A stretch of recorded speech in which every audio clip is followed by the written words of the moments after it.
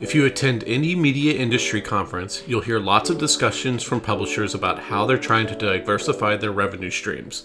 But Todd Scott took the opposite approach. A few years ago, he announced the National Business Review, the New Zealand media outlet he runs, would no longer accept advertising and monetize solely through paid subscriptions. NBR now has over 14,000 subscribers paying 499 New Zealand dollars a year.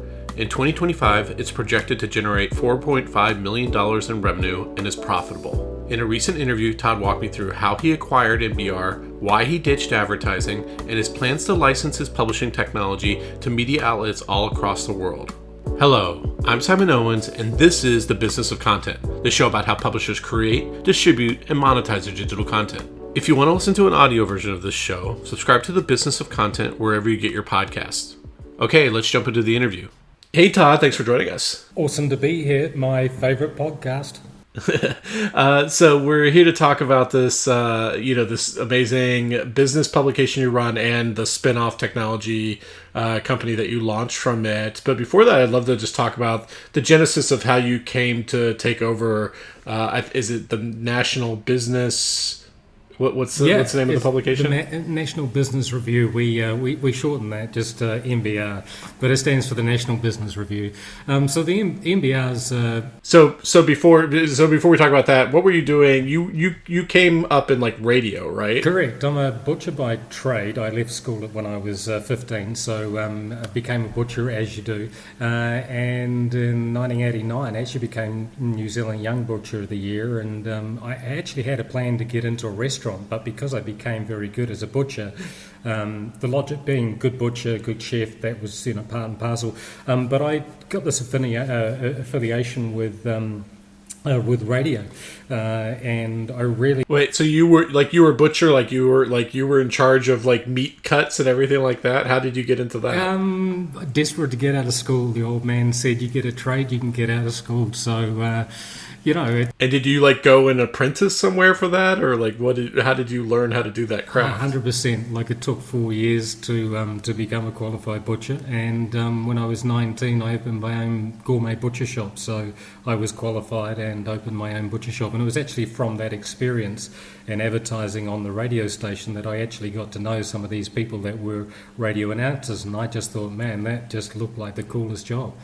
So you were buying ads for the radio to advertise your butcher shop, and you were like, this is really fascinating, and that's how you talked your way into a job that way? Exactly. I literally talked my way into a job that way. Yeah, and what was the job? You were working on the business side, right? No, actually, I turned up at midnight till dawn, and just kept the announcer company learning everything that he had to do for that shift. And lo and behold, one day he got sick, and they had nobody to cover for him, but they knew this dude kept turning up to learn what he was doing, so they rang me and I got a job. You got a job doing what? Radio announcer. Radio announcer for a local. Yeah, I don't know how big the radio market is in New Zealand, but for a radio station in Wellington, the capital of New Zealand, it was basically just playing music, playing ads, doing weather checks, doing intro checks, just your general radio announcer, and I really loved it, and I actually gave up butchering to go and do that full-time. And when I say full-time, initially it started off just be prepared to do whatever it takes, whenever it takes, for as little as it takes, just to get the experience that you needed to be able to do that job. Yeah. And did you eventually make your way over to ad sales? How did you get involved with that? Yeah, totally. So I was a radio announcer for about 6 years, and then I ventured into television, which was, again, something that I was already keen on doing. But halfway through a 3-year contract, I found myself out of work.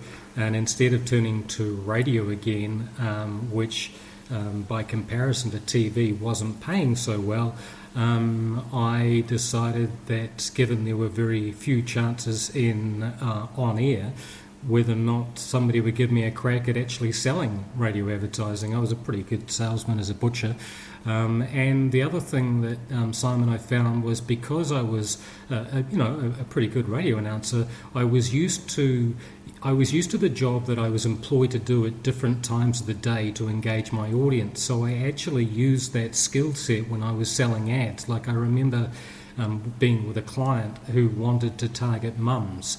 And so he insisted when I met with him to sell advertising that he wanted to play an ad on the radio at 3:10. And I'm like, dude, you haven't picked the kids up from school for a very long time, have you? And he was like, what do you mean? And I'm like, Mum is not listening to the radio station at 3:10 in the afternoon. She's got the kids in the back seat yabbering about their day. She's not hearing shit on the radio.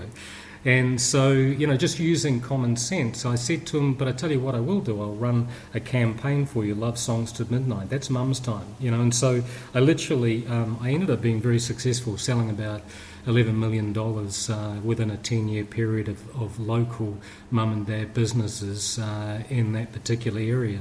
And this was what, early 2000s? Correct. It was actually, I got my lotto gig in 97, 98, so it would have been 98 that I started selling radio advertising. Yeah, and so eventually you come into contact with the then owner of the National Business Review. What was it, like, a rugby match or something like that? Yeah, it was. The All Blacks were actually playing Ireland in Wellington, and I remember the irony is that a couple of the players got taken off with hypothermia, but we were good as gold because when you're in a corporate box, you get in nice and early and you leave nice and late, and all the ugly weather actually happened in between. But so I was doing some contract work for a property publication that he'd sold out of, but he was still very much part of the fixture, and whenever there was a popular game on, he would attend. So I kind of met him there, and he was telling me about the National Business Review, the NBR, and how he was looking to try and monetize it. And I just thought it was interesting because, my background was radio, and I kind of could see the similarities between online and radio. And I was very sure even back then that the future of content was going to be definitely driven by mobile devices. So I was intrigued. Long story short, he invited. Well, was NBR back then? Was that mainly a print publication? Correct, it was. Yeah, it was a weekly print publication. So it was kind of like Business Week or something, like the US equivalent would be Business Week? Correct. Boring as batshit if you're not interested in business news and analytics and analysis, and it's expensive to pay for access to it, still is, but it really covers that round that you can ill afford not to be across if you're a serious business. How old is that magazine? It's 55 years old. It was launched on the 26th of August 1970. Nice. And the guy who you were talking to, was he the founder, or he had bought it at some point? He bought it, as is often the trend in media these days, for $1. I think in about 1987 or something like that. But it was founded by a group of young journalists who really just wanted to have the power of authenticity and integrity, and just cover something properly. So big ups to them. So when you start talking, what was his vision for how you could help him? Was it like selling ads for the print magazine? Was it for selling ads in the digital side? What was kind of the initial discussions? He pretty much treated my entry into the business as a new startup. So he wanted to monetize the website. The website was in existence, but it wasn't really doing anything, and it was sort of doing a little bit of stuff. But the hero product was undoubtedly the newspaper. But he literally took me on as a startup, a cost for the online business.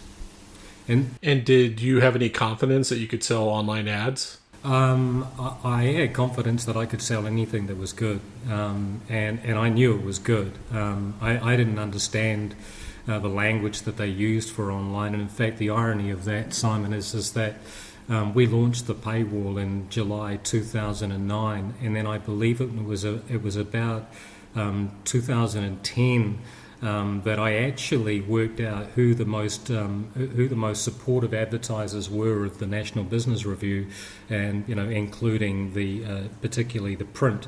And I invited a group of our top clients to a luncheon down at the Auckland Viaduct over 3 days. I gave them the choice which day they came. And each of those presentations was the same, and I essentially asked for their permission to remove all of the online inventory except the top banner, and then charge something like a $100 CPM, which at the time it was going for about 15. And I just said to them, look, I'm late to the party of online, but I come from radio, and I figure that radio is very similar to online. And I'm cynical by nature, but I actually think that they have confused you with all this language that you need to learn and understand about how to buy online. There's CPM, cost per click. There's share of voice, all this stuff. Let me just take away all the BS. What I'm going to do is I'm going to package up bundles of advertising, which is going to cover the website, all of the banners on the website, all of the banners in the EDMs, which is our daily email alerts, and I'm going to give you a guaranteed minimum of 432,000 impressions every month across all of the platform, and it's going to cost you $5,000 net. If you want your agency to be involved, fill your boots, but you pay them, I don't pay them, so it's $5,000 a month net. And I'm removing all of the inventory except this and the top banner, which you'll pay a fortune for. But if you want to advertise ongoing, this is the most economical way to do it. And from those 3 luncheons, I ended up signing 19 clients, so well over $1 million worth of pre-sold inventory. And the best thing about it is it was on an evergreen rolling contract, which meant that it's a minimum of 6 months with a 3-month cancellation clause. So you're actually committing to 9 months. And so what would happen during the years is that they'd be put under pressure to cut back their marketing costs. They call me up and they say, hey, Todd, we need to cancel that contract. And I'm like, hey, no worries. It'll be 3 months from now. And they're like, damn, that's right. Oh, don't worry about it. I'll save my money somewhere else. So because of that evergreen rolling contract, and because it was such an appealing campaign, and they could change their content whenever they wanted to, by the way. So that's when we really sort of got underway with being able to monetize the website. But the challenge there, Simon, is that when you sell that much inventory, you need to make sure that you're serving enough inventory to be able to be sold. So that's why in the early days of the paywall, about 25% of the content was actually paywalled. 75% was actually was unlocked so that we could serve those ads. But then over time, as the advertising slowed down, we just put more pressure on the amount of content that was locked up. To this day, and as of over 4 years ago, 100% of our content is behind the paywall, and we do not sell any sponsorship or advertising. We banned it over 4 years ago. So 100% of our revenue that comes in, 100% of that comes from our paid member subscribers. Yeah, that's just so fascinating that you just decided to get rid of it completely. But while you were selling ads, you were doing it from a scarcity mindset. You knew you had confidence that you had a high quality audience, and that you were probably diluting your advertising by having a bunch of different, ads all over the place. You probably never embraced programmatic, and you're just saying, hey, if you want access to our audience, there's one banner at the top. We'll guarantee you this many impressions. Here's what it costs to buy that impression or buy that banner, basically. 100%. So what were kind of the terms that you were brought into the company? Like, was it you were just like an ad salesperson salaried? Was it like based on some kind of commission, or what was the kind of setup that you did? And what were did you meet his expectations? Yeah, fair question. So I started in August, September of 2008, and if you recall, Simon, the GFC was October 2008. So although I was actually employed as the director of sales, when I saw the impact of the GFC, and by the way, the front page of the NBR that week was just a stockbroker with his hands, holding his head. That was. You're talking about the Great Recession. Yeah. What do you call it? The GFC. Yeah. GFC. What's that? Global Financial Crisis. GFC. Oh, I think you said G of C. Sorry. Okay. Yeah. Yeah, that accent. So that was just for me. That was just that was a moment of holy shit, if I don't do more than he ever dreamed I could do, I'm out of here. And so I literally, without speaking to anyone, including him, I literally took over his business. People that answered only to him started answering to me. I wanted to know where every dollar was being invested. I wanted to understand where every return on that dollar was coming from. And I really hankered down. And it was about 15 months after I'd started with him that he invited me to his multi-million-dollar mansion. And he sat me down outside, and I knew I'd done a pretty good job, but he was a pretty ruthless guy by nature. And he sat me down, and he literally said to me in his gruff words, "You appear to have taken over my business." And to which I said, I figured you were paying me to do nothing less. And he said, "No, fair enough. You're doing a good job. Carry on. From now on, you'll get a profit share from the business." And it was a 30% profit share, but it had a bit of a shakedown on it.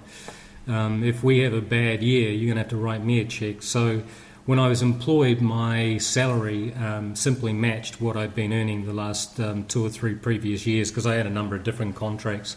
So my salary was $400,000. But there was a risk involved in that, because I had about 3 or 4 different contracts that brought in that remuneration. Have somebody just sign the check, one person sign the check. It's a little bit spooky, because you lose one contract, you can get another, lose all 4. The chances of that happening are pretty rare. But so the new deal was done, and I was on a 30% profit share. As I said, if it was a bad year, I'd need to write a check. But the last 2 years of the profit share, I earned over $1 million a year. Yeah. So if it lost money, you also, I guess it was 30% of the profit share, but was it also 30% of the losses if there were losses or something like that? Yeah, 100%. Forget about your salary, and you might need to write me some as well. So your salary, you still get paid your salary, but if this turns tits up, then you're paying that back plus some. So at some point you decide to just buy it outright. How did that work out? Well, it was pretty early on, to be honest. I mean, I don't know if you can see or not, but I'm wearing an All Blacks jersey. And for me, I'd been very successful working in radio sales. And that's the equivalent of Super Rugby, if you will. So it's of a tier that big crowds turn up to. It's it's recognised. It's a great achievement, but there's something else when you get into an All Blacks jersey. And the National Business Review in New Zealand is like, it is literally like playing for the All Blacks. And you would ring people and you would tell them where you were from, and they would always return your call. I mean, it was feared and adored. And so I learned pretty early on that this was a brand that I definitely, this is me, this is my DNA. And so we used to have this sort of ceremony where in the last 2 years that I did work for him, and he'd hand over that check. It would be quite ceremonious. My wife and I would put on a very grand event, just the 4 of us, and there'd be a presentation. And before each presentation, I always used to make a point of, one day I'd like to be able to buy this from you, but if you continue to reward me in the fashion that you are, I doubt that I'm ever going to be able to afford it. And, 1 year, it was actually in 2012, he gave me about a month's notice. "Are you ready?" And I said, "Yep." And he said, "You're going to buy the business?" I said, "Great. How does it happen?" And it was literally, you go to the bank, you get a $500,000 overdraft, and you write me a check, and then every 6 months until the debt is paid, you write me a check for $500,000 plus CPI. Okay, so you took on debt, and then you had to, out of the earnings or whatever, had to continue bringing in once you owned it, taking a chunk of your earnings and paying him off until it was completely yours. And how long did it take you to until you fully owned it? Yeah, so essentially the part with the CPI, that means that you're paying CPI on whatever the remaining debt is. So instead of interest, it was CPI to make sure that he was getting the money that he was intended to get on the day that the deal was done. The deal got cut short because he got cold feet during COVID, because in New Zealand they shut down my printing arm, but they allowed me to keep going with my online arm. And he threatened insolvency when I chose not to bring back the newspaper edition when New Zealand came out of lockdown. And the reason that I did that is I was very confident the future was not about print. It was really a noose around a lot of media outlets, and it was also only something that could be justified with the continuance of advertising. And I knew that I made my fortune from advertising. I knew that was no longer the future model to sustain a newsroom. And so I made the decision not to bring print back from hibernation, and he was greatly offended by that. So I ended up selling my house and getting an overdraft from the bank. Well, not an overdraft, I already had one of those, but getting a loan from the bank. And I'm happy to say that all that was actually, he was paid off straight away, but the full debt was paid back last month. So from when you were running it from 2012 to 2020, was there something well, first of all, what kind of advertisers were you selling to? Premium advertisers. We were very expensive, and if you wanted a cover wrap to our publication, it was like $40,000. And bear in mind, the Cirque was probably, in the latter day, couple of thousand maybe, and that's including retail. It was a prestigious publication that had a high pass on rate, which again didn't help, but you would make your money through the advertising, because it was the last bastion of a place that you would advertise because of the environment. It didn't necessarily need to make sense about how many eyeballs. It was definitely the environment. It's what it said about you being in that environment and owning that environment. Just to give it some context, like, excuse me, an online subscription to NBR today costs $500 for 12 months. We are unashamedly the most expensive paywall subscription service in New Zealand. I think you can get a smartphone monthly for about $30, but we are hellishly expensive. I employ 15 senior journalists. I do not have a single salesperson. There's nothing to sell. The content sells itself. It's not like we can do anything to sell the content. If you've never heard of it before, you'll never find value in it. If you've never found value in it, you'll never justify the money that we charge. We just do the business better than anybody in New Zealand. And so when you did have advertisers, was it like financial products? Was it B2B companies? Was it luxury advertisers, or all of the above? Yeah, so all of the BMWs, Mercedes, Lexus, Rolls-Royce, Rolex. It was definitely luxury brands. It was professional services. Communicating with each other and their clients. And we also have an annual NBR Rich List, so that celebrates its 40th anniversary next June. So that's been a staple of the organisation as well. And prior to you ending all the advertising, was it still kind of 75% free, 25% paid? Was that kind of the ratio up until then? Well, the online was probably more like 90% paid, and I wouldn't say that you could add a figure to print, because that was already costing you $12 for a newspaper anyway, and that newspaper would be a minimum of 24 pages, including ads. And have you always used like a hard paywall? Like, you didn't use like a metered paywall or a freemium model or anything? I mean, I guess it was a sort of freemium model of 10% of your content was free, but like, it was, if there was a paywall on it, there was no getting past it, or was there a free trial? Like, how did you drive those conversions? We've certainly tried the free trial, but as one would expect with a free trial, people just they just take out another one and another one and another one.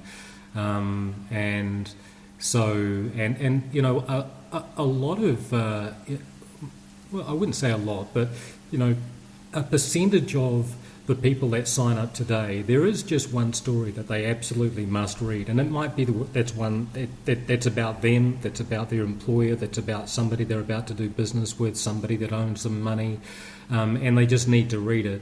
And so we did away with the free trial, and what we found was with people that find that there is a story that they just want to read, then you can take out a subscription for a month, cost you $30 or 50, depending on whether you're getting a smartphone only or a premium.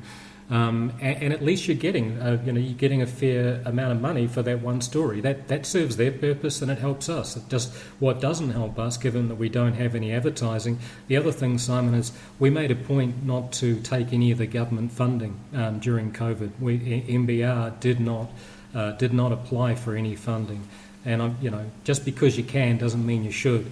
And I felt like there were a lot of media at the time that were absolutely milking the funding that the government was giving them to prop up their organisations. And that's part of MBR's DNA. No, we're not beholden to anybody. We banned advertising over 4 years ago. The other thing is we banned all opinion over 2 years ago. Because opinion, I feel, is starting to become, part of a lot of the content that you're actually paying to read, and I don't think anybody should have to pay to read opinion, because opinion is just another person's point of view. The whole idea of what we're trying to do is we're trying to put in front of you the facts of the situation with as much backstory so that you're able to make an informed decision and not pay to listen or watch somebody else's.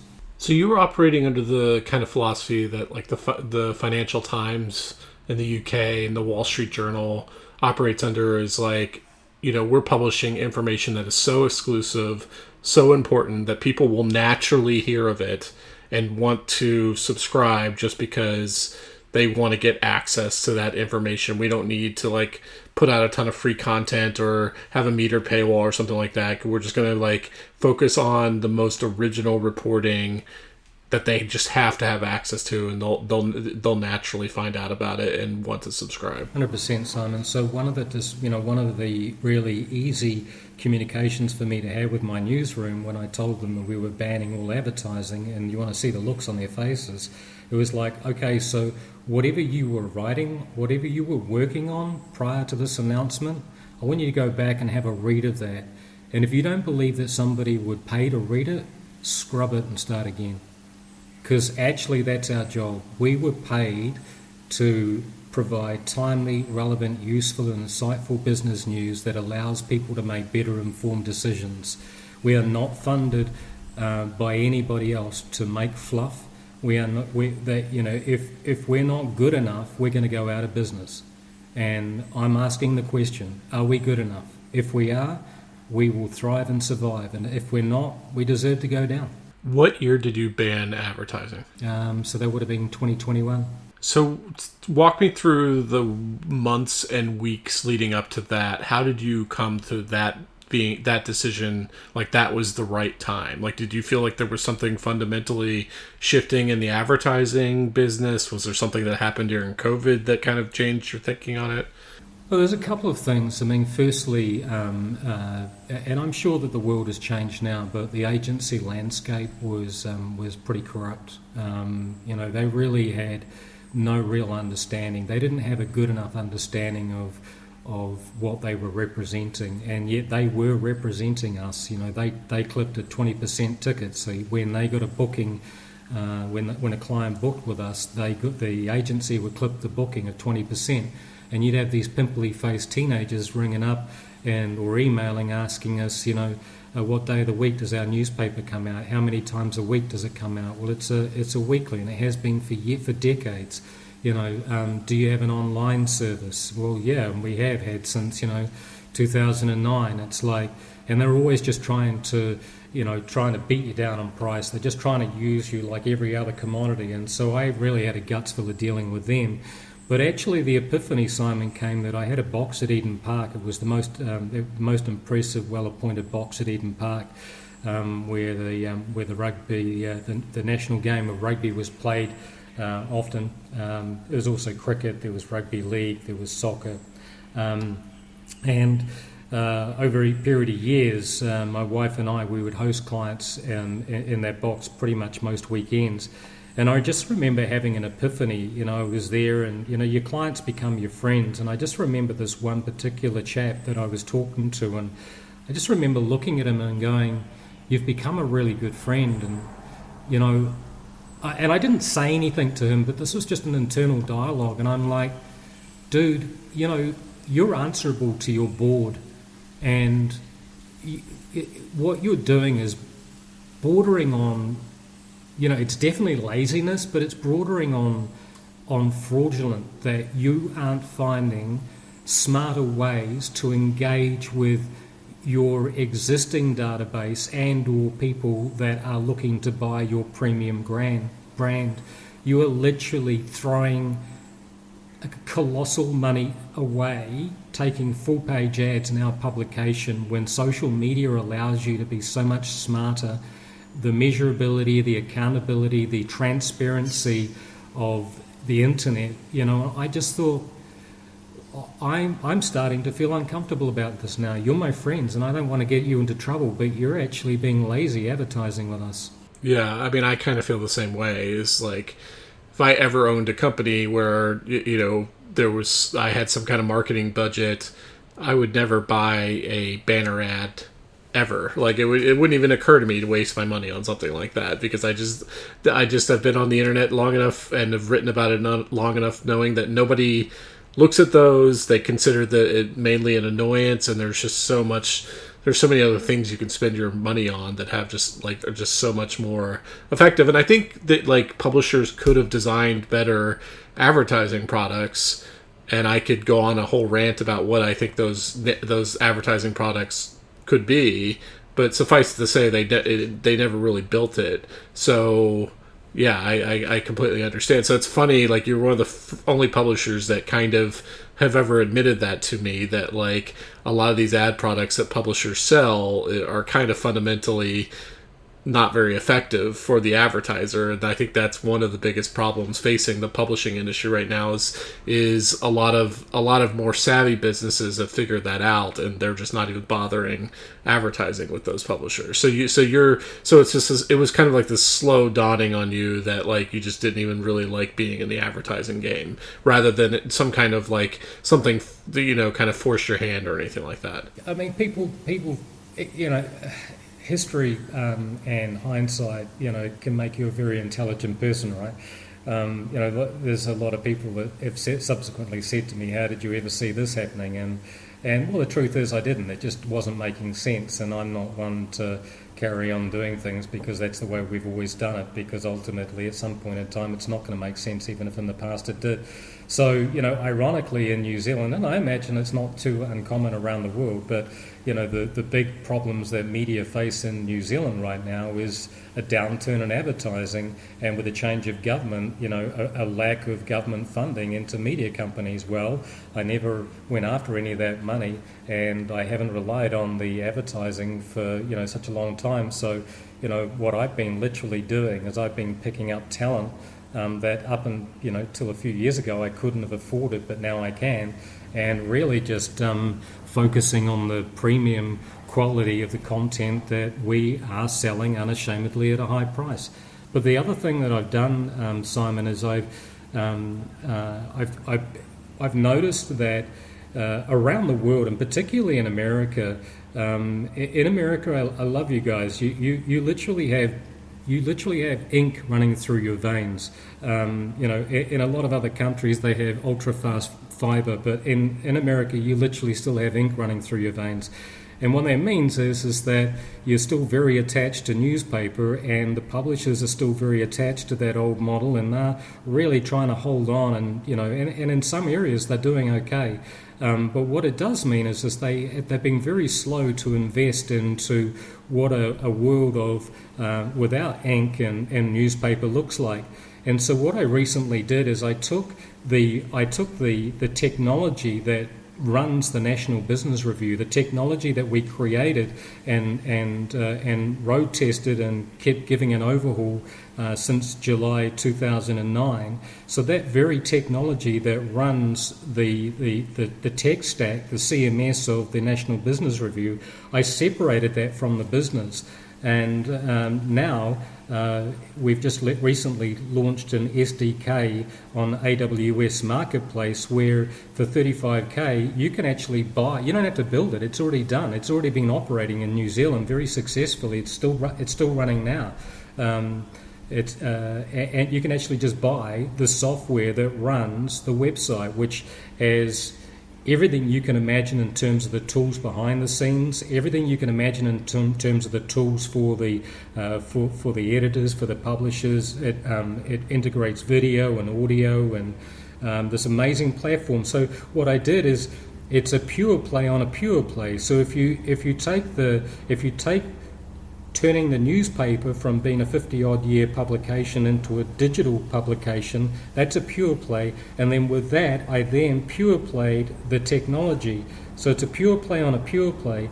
So as I said, in the States, we sell it via SDK, AWS on Marketplace, and so you can own it outright. In New Zealand, we sell it newmediasolution.co.nz, and in New Zealand you can actually subscribe to it, and it's like $10,000 a month New Zealand, which is about $5K yours. And that actually funds the management of and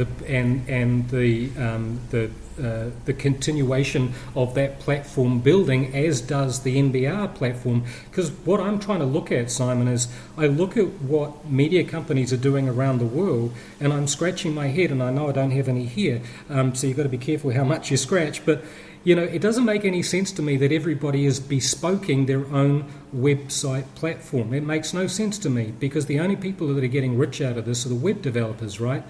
How cool would it be if we actually focused on joining forces on a shared platform that we all contribute to, that our member subscribers, that our users, our readers, they intuitively know how it works because they've actually been on that platform before, and any enhances that we make to it, we are collectively investing into it, rather than each of us individually having to go out and spend hundreds of thousands of dollars to make our website do what we could collectively be doing together. So that's one of my new business franchises, is actually separating the NBR from NMS, or NMS from NBR, New Media Solution. Okay, we'll talk a little bit more about that in a second. But like going back to the original, so when you launched when you got rid of all the advertising in 2021. How did you kind of message that? Like, was there a big announcement? Did you raise the pricing? Like, what kind of fundamentally changed in terms of like how you were going to like run your business differently? Well, for a start, it coincided with COVID, so it was perfect timing, because nobody's really doing a heck of a lot of advertising during COVID, and I'd been aggressively antagonistically playing the media agencies for a while leading up to that.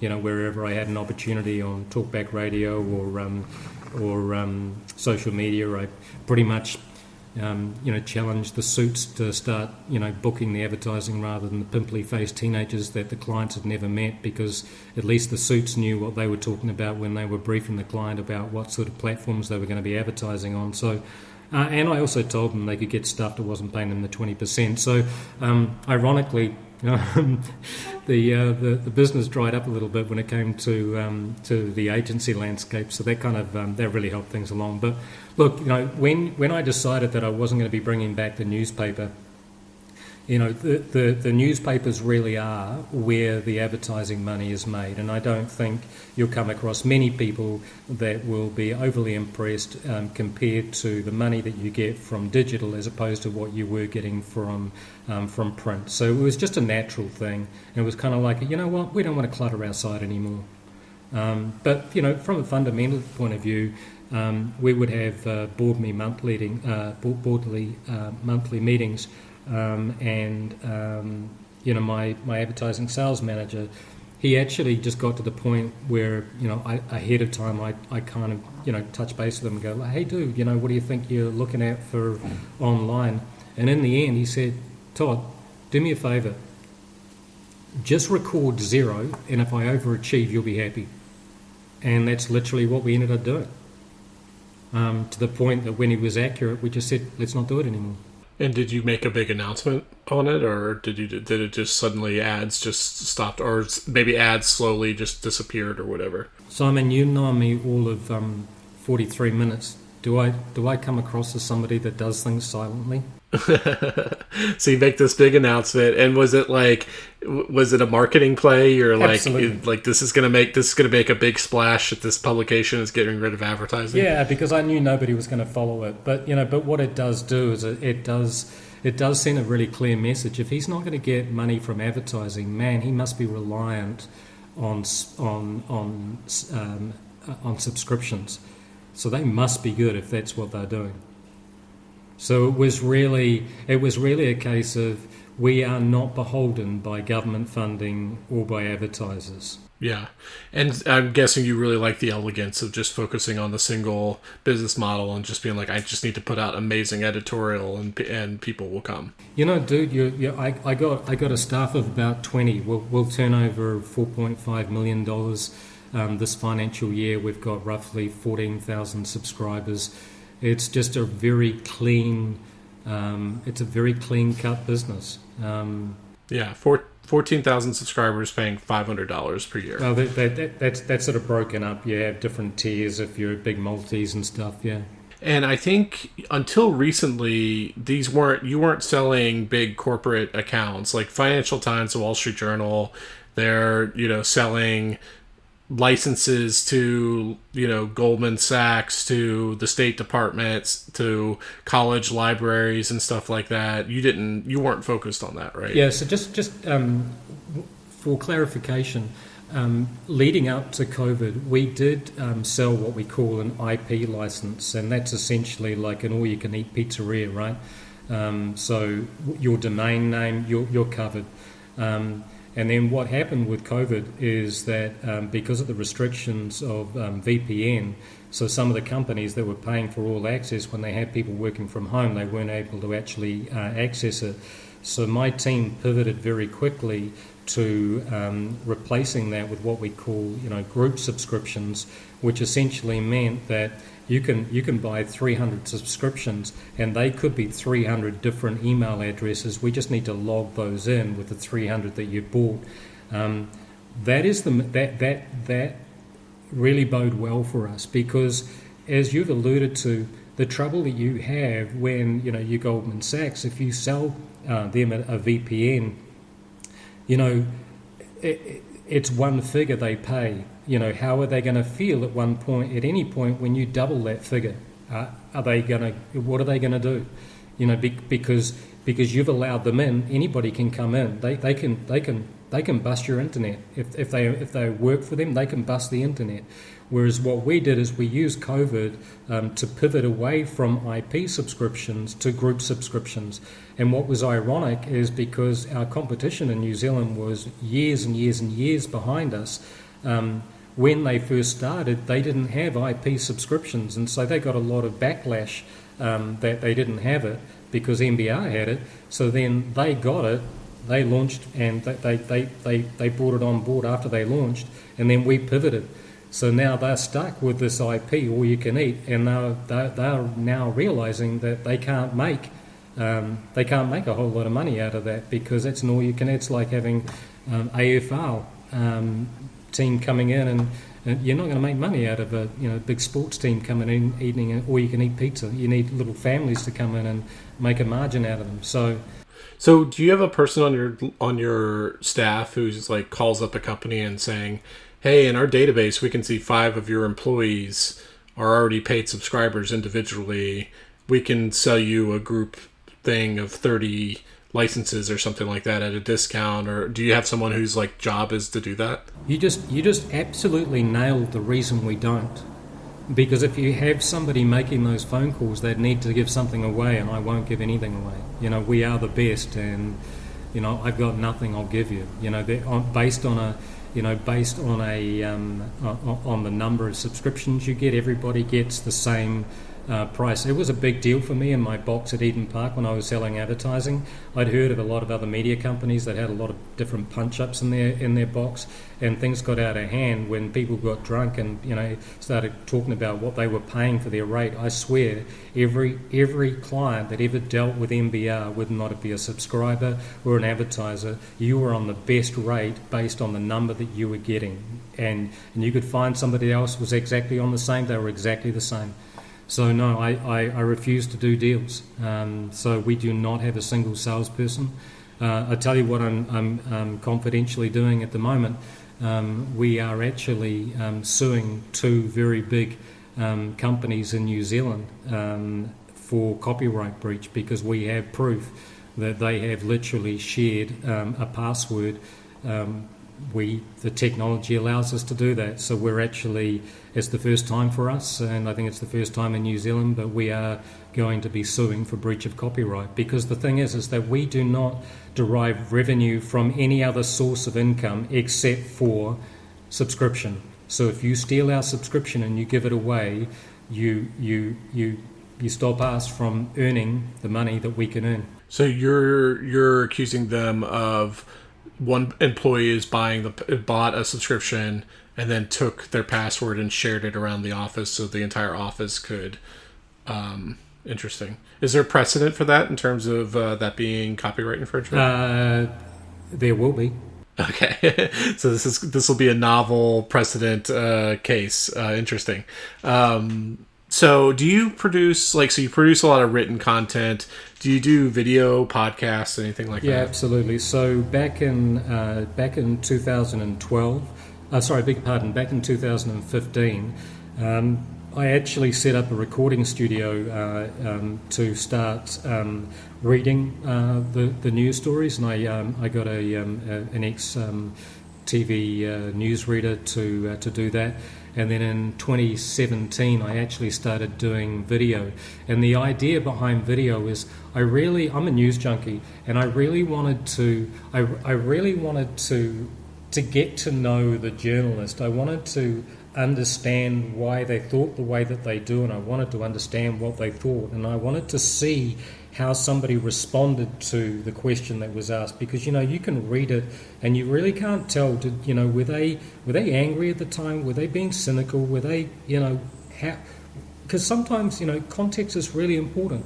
And so I introduced video way back in 2017, and I remember doing an interview with a radio broadcaster who covers the media round. And he said to me, he was kind of winding me up. He said, how many people are watching your video? I've heard, it's single digits. And I said to him, not everything that counts can be counted, and not everything that can be counted counts. And he just laughed at me. He said, so not many. And I'm like, you're missing the point. The whole experience is to get the best experience. If you prefer to read, read. If you prefer to listen, listen. If you prefer to watch, watch. We offer it all. It is a full digital experience. And that's all completely behind the paywall as well? Yes. And so is that just like having random reporters, or do you hire people specifically to do the kind of video and audio? Yeah. So there's been a lot of shake-up in New Zealand media landscape. One of the big TV news networks closed down, so we were very fortunate to be able to hire a couple of their top staff. I'd already hired one or two before anyway. So I have TV broadcasters broadcast the video, and a TV broadcaster does the MBR Day podcast, which is on all the platforms, Spotify, YouTube, whatever,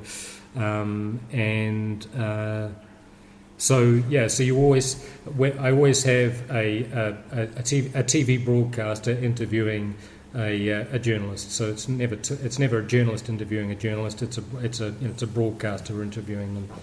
Do you have any proprietary data products or anything like that? Kind of like the Bloomberg terminal that tracks any indexes or anything, indices? No, we don't. We track the ASX and the NZX, but we just use a third party on that one. Just really, it's about providing insight that nobody else provides. So anything that anybody else can provide, I'm more inclined to just want to secure and plug that in. But what I'm really looking for is what others aren't providing. What access can we provide that nobody else is providing? And obviously, with all the video, with all the audio, we're obviously making the most of that on TikTok, on LinkedIn, on Facebook, on all the different platforms. So for the CMS that you created a separate company, was that just like something you've been building since 2009? Like that's like, or did you at some point were you on like WordPress back then and decided later to build your own proprietary publishing platform? Like how long have you been working on this publishing platform? Have you heard that saying that if you polish a turd, you just end up with shit on your hands? Have you heard that term? Well, that was Drupal. That was what led me to almost jump off a cliff. So we started with Drupal, and then we just needed something better, and I ended up teaming up with NeuroMotion, an amazing tech development team here in New Zealand. And so it's over years of making plenty of mistakes, millions of dollars of making mistakes, to the point where New Media Solution, the CMS platform that you see today, that is operating live. That's what MBR operates on, and it is just truly phenomenal. And it got to the point where at the worst, I just thought there's got to be a better way, and when we find that better way, I want to be able to offer this better way as a solution for those that are looking to migrate from print to online. It's crazy that we all feel that we need to bespoke a solution. Some of us have been doing it for long enough to have mastered it. I mean, there is an organisation in New Zealand called Stuff, and honestly, they did such an appalling job, well not them, their web developers did such an appalling job that they actually ended up having to pay back the advertisers their money when they launched. So forget about the experience from the consumer. The experience was so bad, they literally had to write out checks for the advertisers who spent money to be on that platform during launch. So here in the US, there were a bunch of companies, media companies, that decided to try to kind of spin out their CMSs and sell them as like a SaaS product. You had like Arc from the Washington Post, you had Chorus from Vox Media, and there were a few others.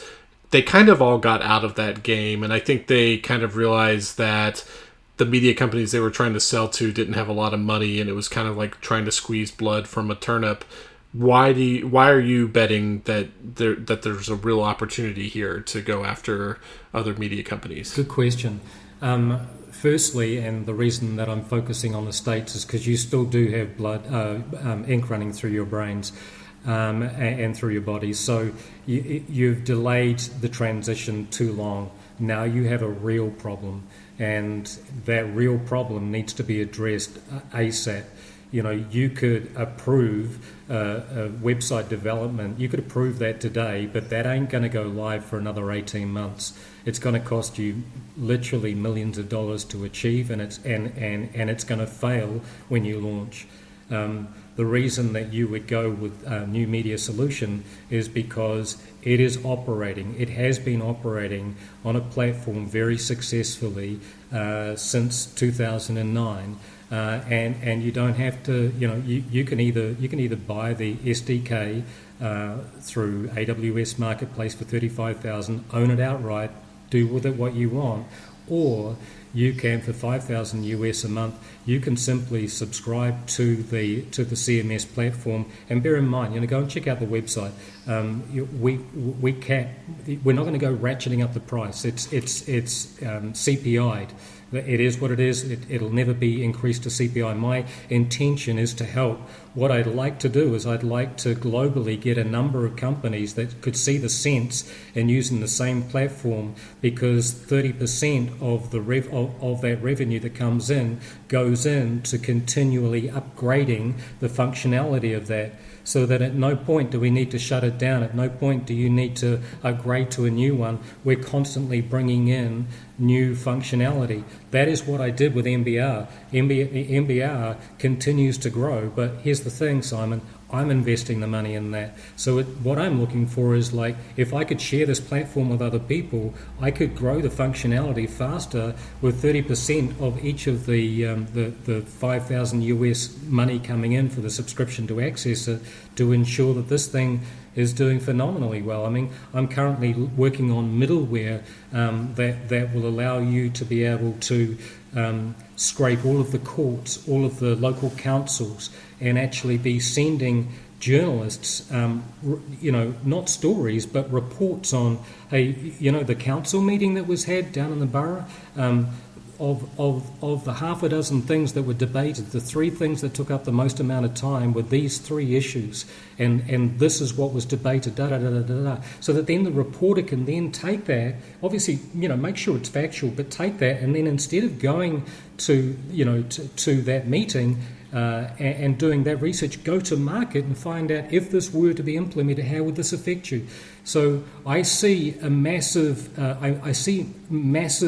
opportunity for AI, but here's what else I see. I see massive confrontation within newsrooms around AI. Journalists are very cynical by nature. I don't know how unionized the journalists are in the States, but you mark my words, there will be strikes coming up in the months ahead with management looking to implement AI.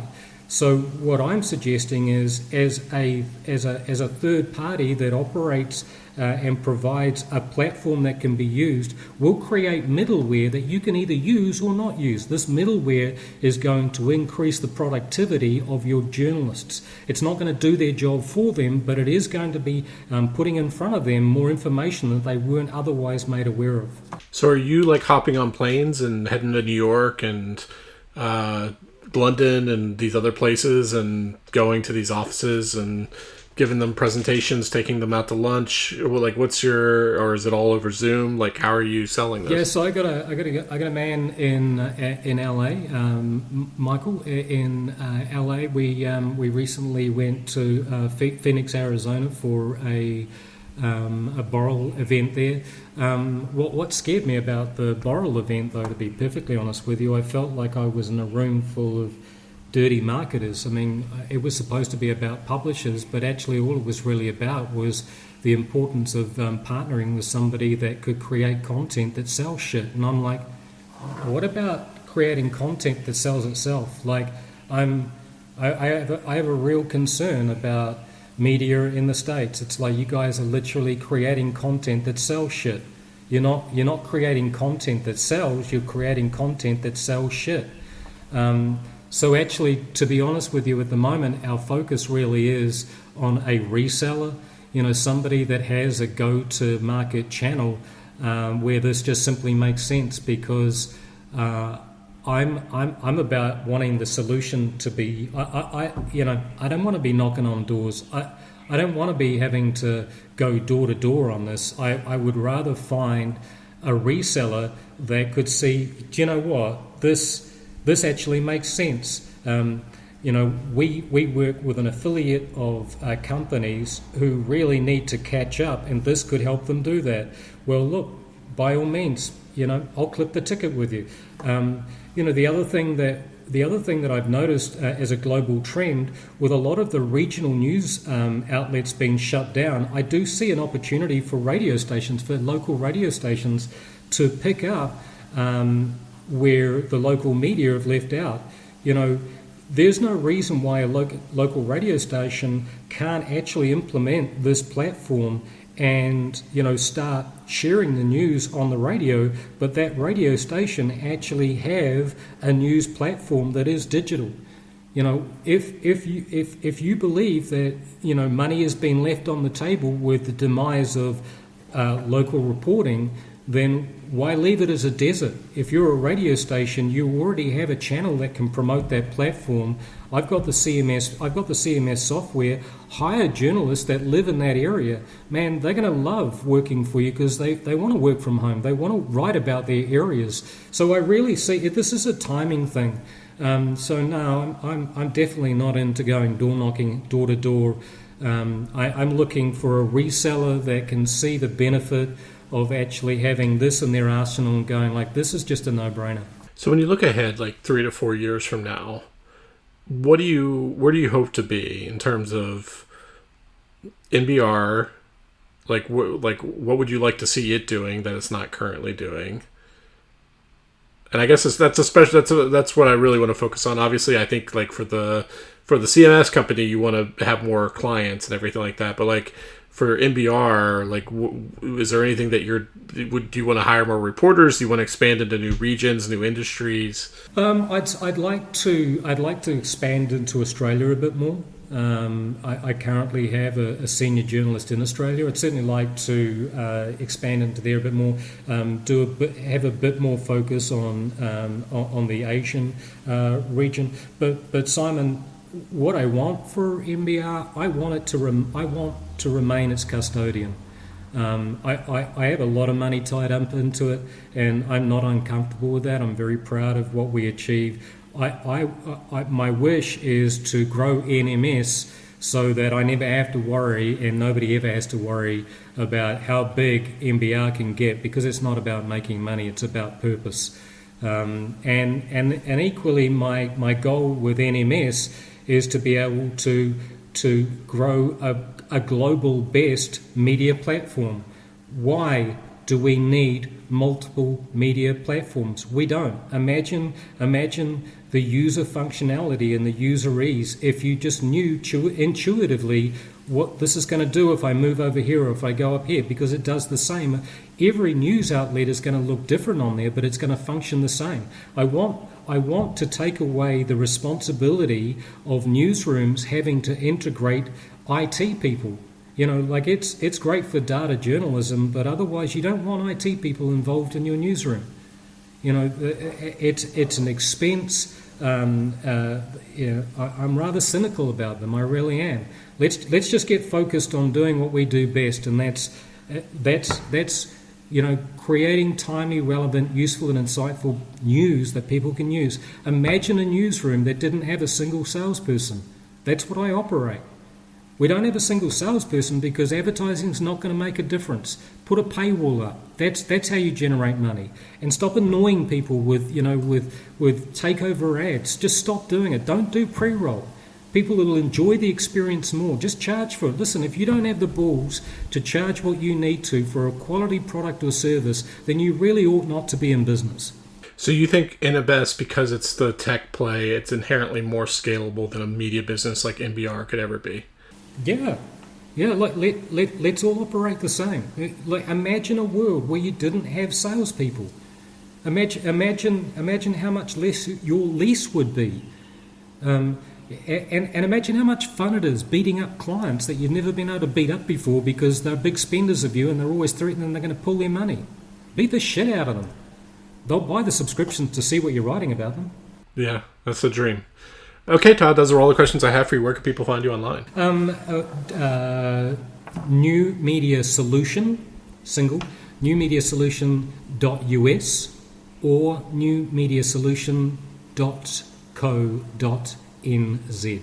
Awesome. Well, this is a lot of fun. Thanks for joining me. Thank you for the opportunity. I appreciate it.